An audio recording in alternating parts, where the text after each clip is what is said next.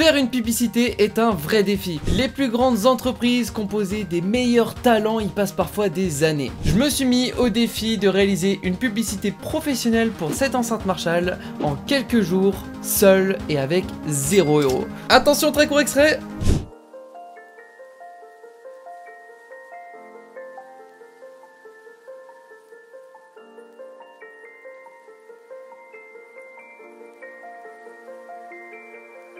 Hop hop hop hop hop hop hop. Vous retrouverez la version finale et définitive un peu plus tard dans la vidéo. Mais avant, je vais vous expliquer comment j'ai entièrement réalisé cette publicité en 5 grandes étapes. Je suis Brago, un passionné de 3D qui souhaite partager et transmettre ses compétences et ses expériences au travers de ses vidéos. Et comme j'ai pu le préciser dans l'introduction, nous allons découper cette vidéo en 5 étapes, à commencer par trouver l'idée. Il faut vraiment avoir envie de créer un projet pour pouvoir s'y mettre à 100% dessus. Moi, l'élément déclencheur a été la recommandation d'une pote lors d'une soirée. Il m'a montré le portfolio d'une de ses connaissances qui faisait de la 3D. Et dedans, vous l'avez deviné, il y avait une publicité pour un produit. Le rendu, il était tellement stylé et professionnel que je me suis dit que je voulais moi aussi avoir ces connaissances, étoffer mon portfolio et vous repartager aussi du coup cette expérience avec vous. Manque d'originalité, je me suis dit que j'allais partir sur une enceinte, mais je voulais quelque chose d'un petit peu plus classe. C'est pour ça que j'ai décidé de prendre la marque Marshall, parce que c'est une marque quand même un peu prestigieuse, hein, je sais pas si ça se dit vraiment comme ça. Marshall qui nous fait d'ailleurs l'honneur de sponsoriser cette vidéo. Non, bien sûr que non. J'ai même pas l'enceinte chez moi, je vais pas commencer à faire de la publicité gratuite, même si du coup c'est un peu une forme de publicité gratuite. Enfin bref, trêve de blabla. Maintenant que nous avons notre sujet et notre projet, il est temps de se mettre au travail avec cette étape cruciale qui est le storyboard.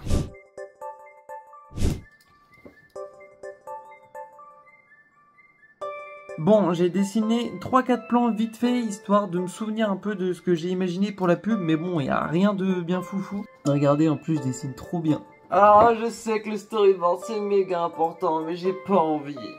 Un storyboard, c'est une suite de dessins ou d'images organisées sous forme de séquences qui représentent visuellement les différentes étapes d'un projet. Qu'il s'agisse d'un film, d'une animation, d'une vidéo ou dans notre cas une publicité, chaque image du storyboard correspond à une scène ou à un moment clé. On ajoute aussi des notes sous les images comme des dialogues, les actions des personnages ou des mouvements de caméra. Le storyboard sert à planifier et visualiser le déroulement d'une production avant de la réaliser. Il aide à anticiper les besoins techniques, à clarifier la narration et dans les projets de groupe à partager la vision du projet à l'ensemble de l'équipe. C'est un outil essentiel pour éviter les imprévus, économiser du temps et des ressources. Dans les grandes productions, il permet aussi d'assurer que tout le monde est aligné sur la vision finale du projet. Et je sais tout ça et j'aurais dû en tenir beaucoup plus compte parce que ça m'a coûté tellement cher en temps, en énergie et en ressources. C'est pas avec 4 images qu'on va faire une publicité d'1 minute. Mais bon, vous verrez les conséquences dans la suite de la vidéo.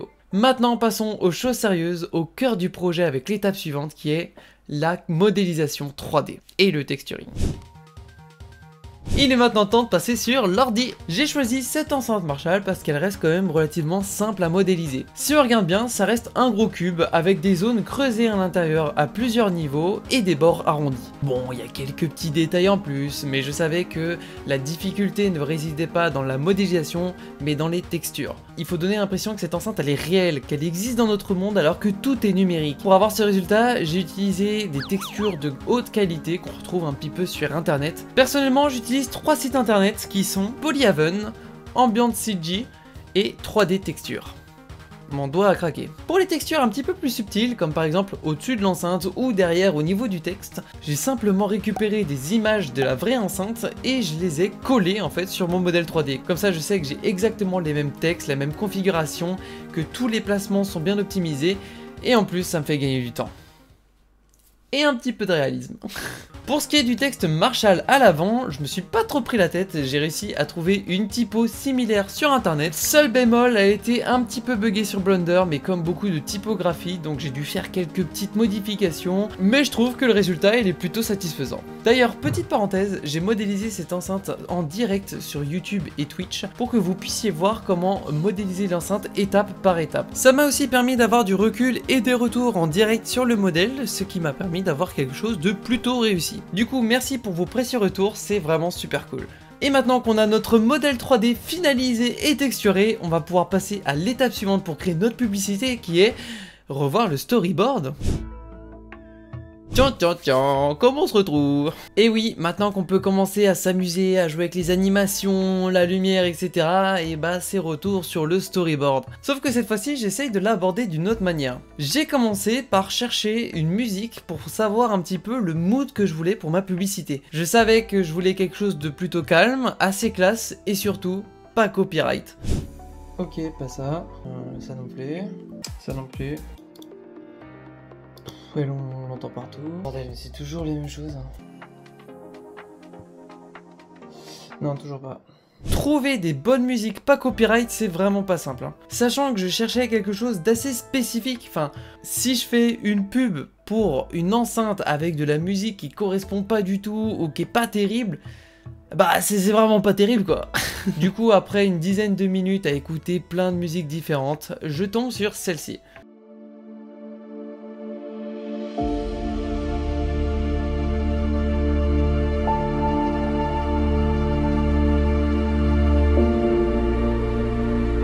Et c'est ce qui se rapprochait le plus de ce que je cherchais. Et plus je l'écoutais, plus j'avais des idées sur les différents plans que je voulais faire. En parlant de plans, au lieu de les dessiner sur papier comme je l'ai fait au début, j'ai directement importé la musique sur Premiere Pro et ensuite, en fonction du timing, en fonction des notes, etc., je calais des petits textes pour dire « Ah là, ça pourrait être bien de faire tourner l'enceinte vers la droite, là ça peut être bien un petit travelling ».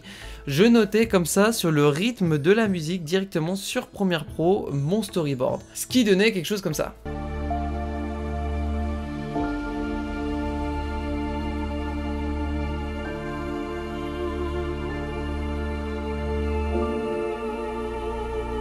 Une fois satisfait, j'ai directement mis la musique dans Blender. Donc pour ça c'est très simple, on sélectionne tout simplement le séquenceur. Ensuite on va dans la fenêtre Add et là on va aller dans Sound. Ensuite vous importez votre fichier et vous aurez directement la musique sur votre logiciel. Maintenant qu'on a le modèle, la musique et le storyboard, il est temps de passer aux choses sérieuses qui est les lumières et l'animation. Je le répète jamais assez, mais les lumières c'est crucial si vous voulez des magnifiques rendus en 3D. Ça sert pas qu'à éclairer l'objet, ça nous permet de donner l'ambiance, le ton, la profondeur et surtout le réalisme de l'objet. Mettre en valeur les détails avec les jeux de lumière, les ombres, les reflets, il faut surtout pas les négliger.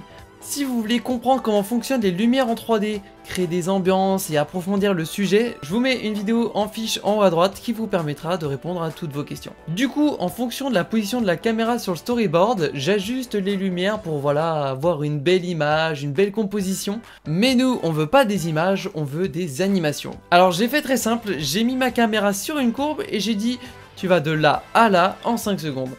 Après, j'ai joué avec le zoom, les lumières, la vitesse, avant d'entamer l'étape suivante qui est le compositing et le rendu. Alors je suis vraiment pas calé en compositing, mais vraiment pas. Mais en gros, ça permet de combiner ou d'ajouter sur ton image de rendu des éléments ou des filtres pour créer des effets, corriger des erreurs ou ajouter des éléments dessus. Perso, j'ai fait simple, j'ai simplement ajouté un effet de lueur aux endroits où la lumière tape sur mon enceinte pour que ça accentue les lumières et ça les rend un peu plus réalistes. Et ensuite, j'ai juste ajouté un effet qui permet de simuler un peu les défauts d'une lentille de caméra. On peut voir qu'il y a un léger fisheye ainsi que la dispersion chromatique. La dispersion chromatique, c'est ce petit effet là en arc-en-ciel sur les bords de l'objet qui est dû à une différence de vitesse entre les couleurs sur les lentilles des appareils photo. On peut aussi dans cet onglet rajouter du coup des éléments ou alors modifier le contraste, la luminosité et plein d'autres choses. Mais moi j'ai vraiment pas voulu faire compliqué, j'ai juste modifié la valeur de contraste dans les paramètres de couleur de rendu de Blender.